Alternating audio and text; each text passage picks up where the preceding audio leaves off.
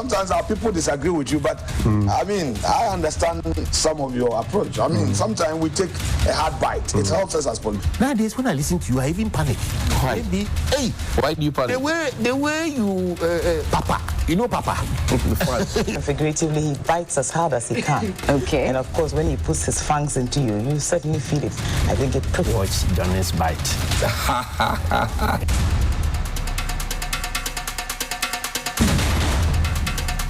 Bismillahir Rahmanir Rahim. Alhamdulillah Rabbil Alameen. Hasbunallah wa ni'mal wakil. The Lord is my light and my salvation. Whom shall I fear? And yea, though I walk through the valley of the shadow of death, I will fear no evil, for you art with me. Thy rod and thy staff, they comfort me. Thou prepares a table before me in the presence of my enemies. You anoint my head with oil. My cup runneth over, and surely goodness and mercy shall follow me all the days of my life. And I will dwell in the house of the Lord forever and ever. Amen. Assalamu alaikum. It's Monday. Welcome to Johnny's Bite. I want to say thank you to Grandpa Clothing this morning for my outfit, and to Suna Fashions in Tamale for my headgear. And also a special thanks to the overlord of the Dagban Kingdom for allowing me into the kingdom as a small chief, and also to my paramount chief, Bona Salifutia of the Bogu traditional area. Thank you very much indeed. I want to say thank you also to our affiliates. I met them out there, Radio Tamale, and then also Kesmi FM. I met them. We had some very fine conversations. Thank you very much. And to all the guys there at the American Royal Lodge, thank you very much indeed. Alaji, Mr. Deborah, and the team for the kind gesture and for hosting me. Thank you so much indeed. Also to Suna Fashions, I'm grateful. Now, this morning, I wore blue because I want to find out what has happened to the blue economy. You know, earlier, Dr. Bawumia had spoken about blue economy, and that the blue economy was going to be an integral part of the MPP's manifesto going into the 2024 elections. So this morning, I was reminded at dawn when I woke up, and I said, so where is the blue economy? And why is nobody talking about the blue economy? And what is the blue economy? And, you know, because I remember that when the 24-hour economy was mentioned, the blue economy was also mentioned.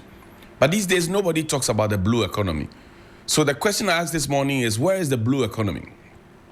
And while I was asking the question and surfing the internet for it, I kept asking myself, what has become of the 5G network that was promised that will go up, up and live on the 1st of November 2024?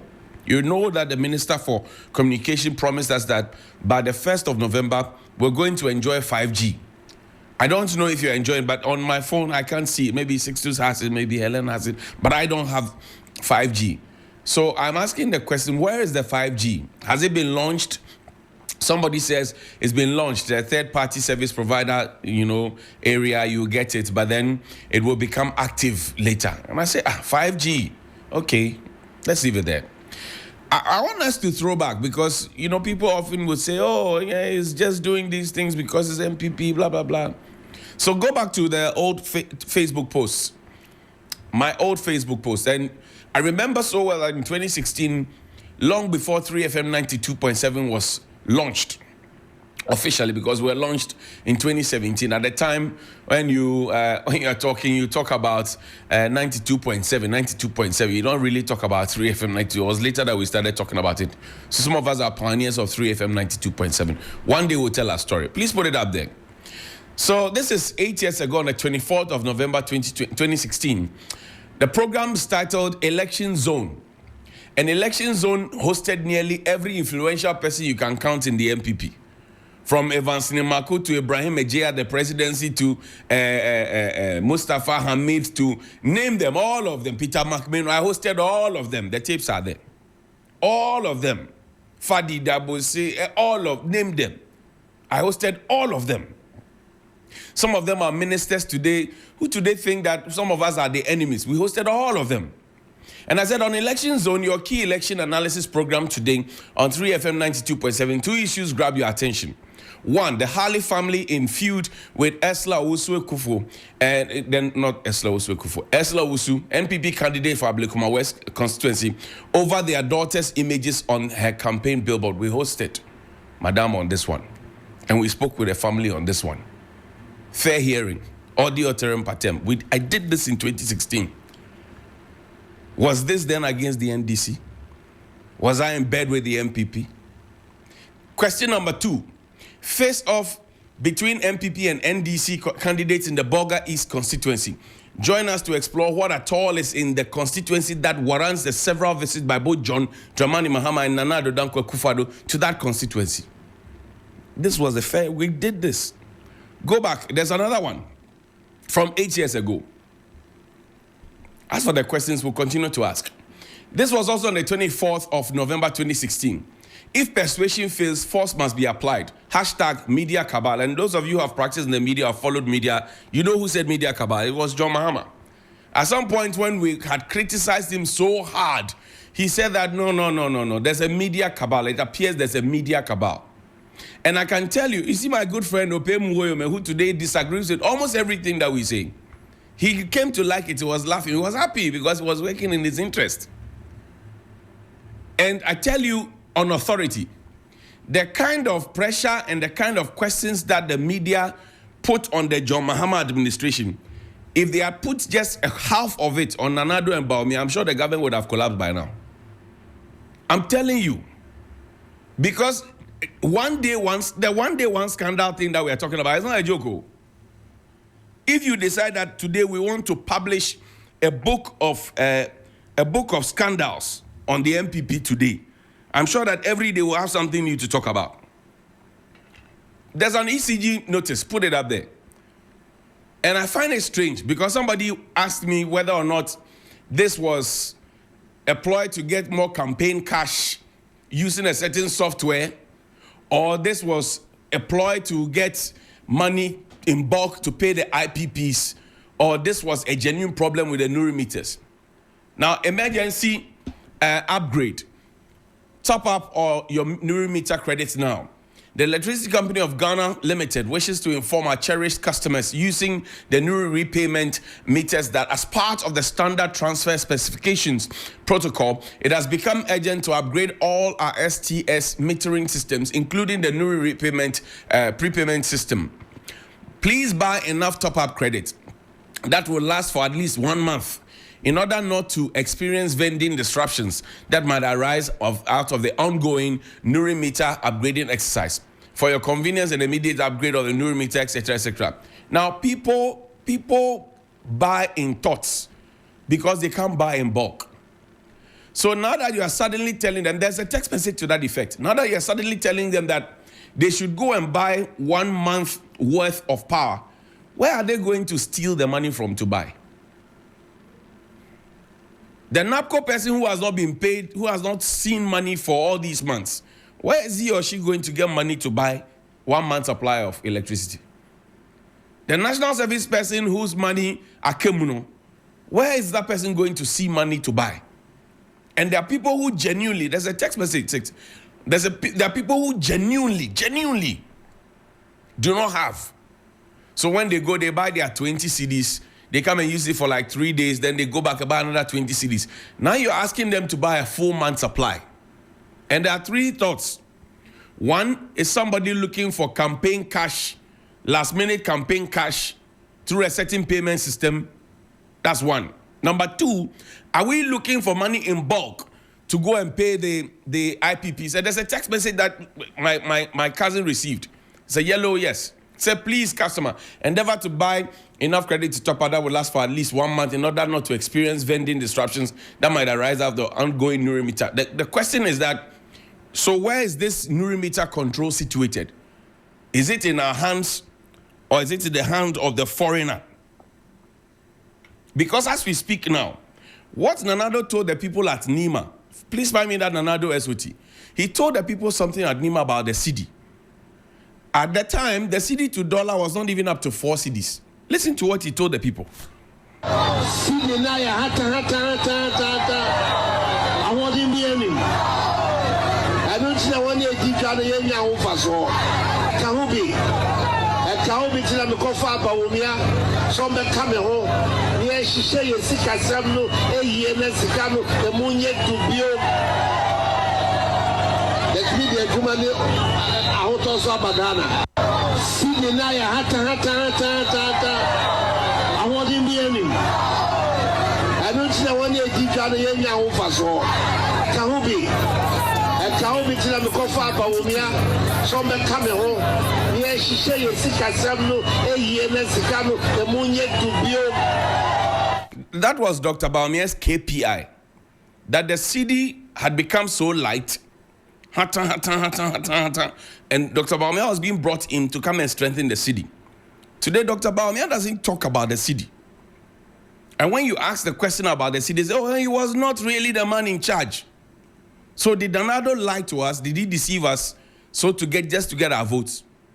At the time when he was talking about the city had become hotter, and on this same stage, he spoke about the fact that electricity prices were going to drop. Have they dropped? Today we are being asked to buy electricity in bulk. 92.7. Can the people afford to buy in bulk? Because then it moves you from, that's a commoner's place. If you are below the line, it moves you from the poorest of the poor place. It takes you to a certain place. Let's say you use 200 cedis or 150 cedis a week. So 150, that's 600. If you use 200, that's 800. And on and on and on. If I run an office, right, and I need maybe 500 Ghana cedis worth of power every week, that means 2,000 cedis. Now, the question you must ask yourself is, I am prepaying to get the service. Then I prepay and I don't get the service. These days, you'll be there, your tap suddenly goes off for 3 days. It doesn't flow. Nobody explains anything to you. It's okay. You'll be there, your light suddenly goes off, comes back on, goes up. Nobody explains anything to you. But we are prepaying for some of these things. So the quality of the prepayment, what has become of it? What has become of it? Are we being taken advantage of because of monopoly? I mean, go to other countries. The power system is not in the government's hands. It's in private hands. And even that, they afford you the opportunity. Some of them still use postpaid. We say, oh, people are not paying their bills, so we want to do prepaid so we can give you quality service, so we can keep the power on constantly, so we can... Now we are doing prepaid service. You buy the power, you have the card, your money is on the card, but you don't have the power. I can't say. No me shishi. And you ask the question, and people start attacking the character assassination. Go back to the John Mahama, the media cabal thing. He said there's media cabal. He suspects that there's media cabal. They didn't pick on 1 or 2 or 3 journalists to attack them personally, to cancel their names from stuff. They didn't do that. They didn't do that. He said he suspects there's a media cabal, that some media people had come together, or the media had come together and had focused and were attacking him. Today, there is clear character assassination. They pick you out, they send social media dogs after you, they attack you personally, they meet you, they threaten you, they call you, they text you. So-called apostles of press freedom. Somebody just said, oh, media cabal. We made tweets about it, we made fun about it. Today, ask people. People are afraid. People are scared. What is our ranking on the World Press Freedom Index? What is our ranking on it? Where were we then? Where did we get to? Where have we gotten now? We should be asking. It's a very simple question I'm asking you. I tweeted about this. My friends came to laugh at it. I had some NDC people who came to comment, and they even made jokes about it under the post. If you look for the post, you find it. Maybe I'll share the link later. Today, let me make that same post about the government. And you will see stomach journalists. There's nothing in your head. Same rhetorics, repetitive, robotic, mundane responses, no matter the post you make. You ask a question, and they bring a well-couched answer that's already made answer. They put it there, boom. Robotic, repetitive, mundane, boom. It's there. I beg, take me back to 1963. But just get it ready and hold it on. There's been a debate about free SHS. Who brought it? Who didn't bring it? Who started it progressively? Who is doing it very well? Who will cancel it? Who will not cancel it? Who will improve it? Who will not improve it? Who will review it? Who will not review it? There's been that conversation, right? NDC says, oh, we started it progressively. MPP says, oh, we are the first to have brought it. Free SHS would not have come if Nanado had not come, etc. Blah, blah, blah, blah, blah. Okay, I said, fine. So I said, let me dig. And then a professor friend of mine shared a document with me from 1963. September 1963. Please put it up there. Let's read it together. September 1963. This is from the Ghanaian Times. September 1963. And the banner headline says, secondary education is free. September 1963. It says, secondary education is free. For the benefit of those who are on radio, let's read it together. This is September 1963. This was 3 years before Dr. Kwame Nkrumah was overthrown, right? And this was just when we had attained full Republican status in 1961. Today, that Republican Day is even cancelled. But this is Ghanaian Times telling us that as far back as 1963, secondary education was free. And even it was up to the university level. So Nanado enjoyed free education. So when he sits down and keeps quiet and says that, oh, people say that, oh, it is he who brought it, he must correct and straighten up the facts. That as far back as 1963, secondary education is free. A banner headline. And says social security for the people, health services to be expanded. Agenda 111. Social security for the people. 3FM. This was in 1963. And I know this because Nanado had the better part of his education here. He went to government boys' school. Then he went to Row Road. And then he went to the University of Ghana. Now let's read the story together. It says that the final act in the fulfillment of the party's pledge to provide opportunities for education at all levels for all the people will be taken this year when school fees are abolished for secondary and technical schools. This will mean that as from the next academic year, children of workers and farmers will have the same opportunities as the children of richer parents, right, to receive education from the primary to the university level. From the primary to the university level. Free. Nanado was born in 1944. If you calculate, by 1963, he would be enjoying free education. So today, I am settling the debate that Nanado is not the one who brought free education. It was there before, and the quality of the free education then and what the shambolic one we are being fed with now is totally different. In fact, when Nanado was enjoying free education when he was at the University of Ghana, Legon, they went on a demonstration to say they are by the coast. They are by the coast. I interviewed their Ahoy brothers and their sisters. Said they are by the coast. Why can't they get fish? Why are they only being given chicken? Nanado, he was part of it. So when Dr. Matthew Opoku Prebe mounts the stage and says that Nanado since independence has been the best, and that's Samu Nkrumah, he brought education which was free from primary school straight up to the university for free at once. It was no libi, no laba.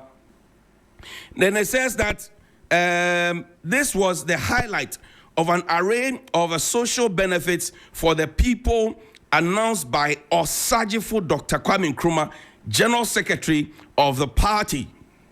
This was in 1963. Free. When President Akufo-Addo, together with Mr. Tuahoy, the senior himself, and I interviewed them, they mentioned it. It's in their book, actually. That's where the term academic pomposity, akapompo, comes from. Where every Wednesday they had free 3-course meal dinner. They will wear their gowns, their suits, and they will come up. That's where akapompo comes from. And then every day at 4 p.m., they had snacks.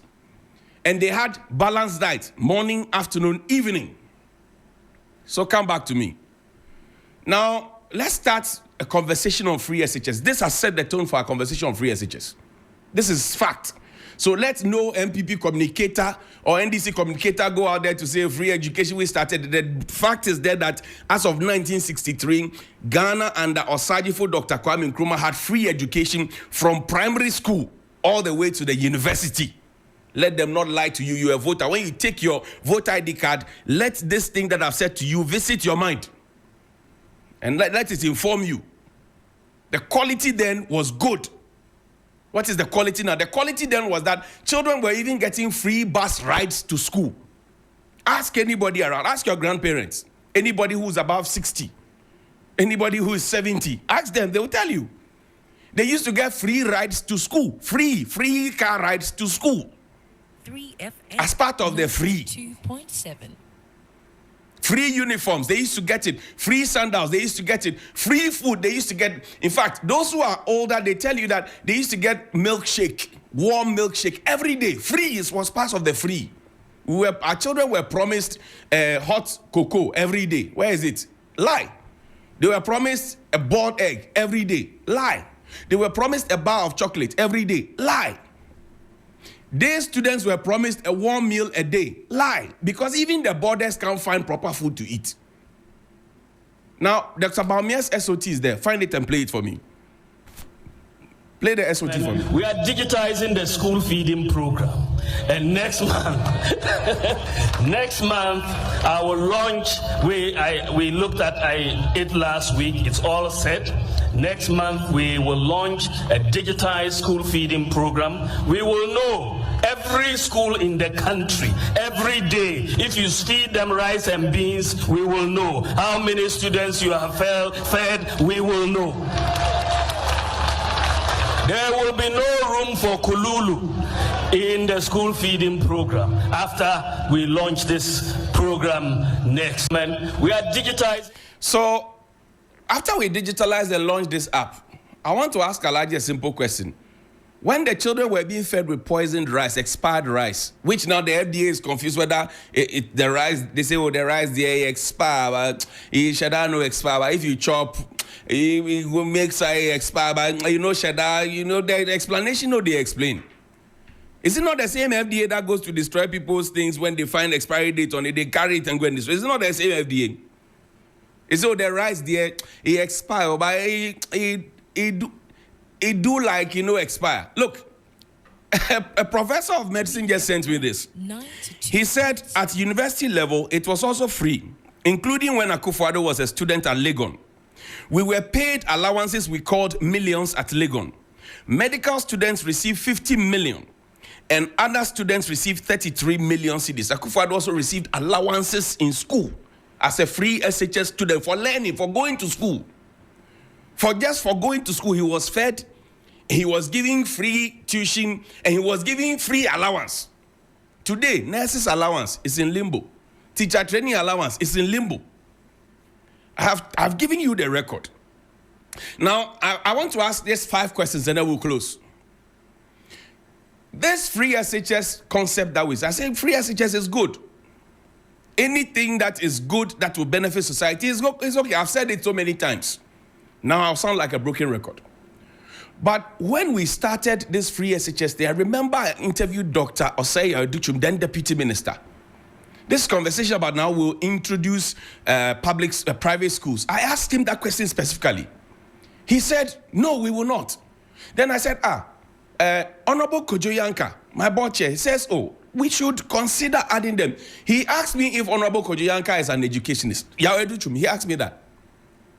At the time, Honorable Kojo Yanka's brother, who was Minister of State at the Education Ministry, had been tasked with the role of making sure that we get extra accommodation for students at the university because there was a huge number of people looking for accommodation at Legon. The question is, what have we done in terms of, we are happy to quote the numbers. We have 5 million people. It's been fact-checked not to say 5 million, but it's okay. How many people get in? How many people drop out? And how many people graduate? And those who graduate, where do we put them? Which universities do we put them? How many universities have we built since we started free SHS? And in those universities, do they find accommodation? Do they find the resources? Do they find the teachers? And after they finish the universities, do we find them jobs? Do we have the industries? Do you have the enabling environment for those who want to become entrepreneurs? What is the quality of those students we are bringing in to come and fill the free SHS? That's the second question. Because the teachers complain. You have a situation where children go to school less than 2 months and then they are promoted to the next year without exams. They write exams, there's no proper assessment, and they are promoted. It's just OPU free. We're just moving everybody. Like, was that the kind of quality of free SHS that Nanado and his people enjoyed? Today, I'm pricking the conscience of the nation. I'm only speaking facts and asking questions. What is being served now? You can buy all the airtime and do all the propaganda. The facts will expose you. When we started this free SHS, the third question, I'm asking only 5. When we started the free SHS, did we bother to say, oh, there are also educationists and people who are well vexed when we were doing the transitioning from the old system to JSS. So let's bring them on board to think along as a country, because this is for the entire country, or it was just party people that we put in there? The fourth question, what rest do teachers get in terms of the mindset, and do they get their leave? Do they get rest, or do we just stress them throughout the year? The last question, what about the resources? The textbooks, are they there? Some were given allowances. Even textbooks we can't find today. What about the desks? Some had cozy desks. They even had places where they could relax. The Davos bench at Lego and the rest. Do the children have that luxury? What about the dormitory? They even have free dormitories. That's where the inner rooms and the thing at Lego come in. Do they have that? And the final one is this. When the children go to school, what kind of quality beyond the access are we giving them? Because those leaders who say they are giving us free now had quality at the time and access. Are we giving our children the same? What we receive which has made us better? Let's give our children even better ones to make them better, to make our country better. Have a good morning. Please call me 055-924-2717 and 055-691-0154. 055-924-2717 and 055-691-0154. After the break, we'll talk. Mommy, I can't believe I swallowed the lies the MPP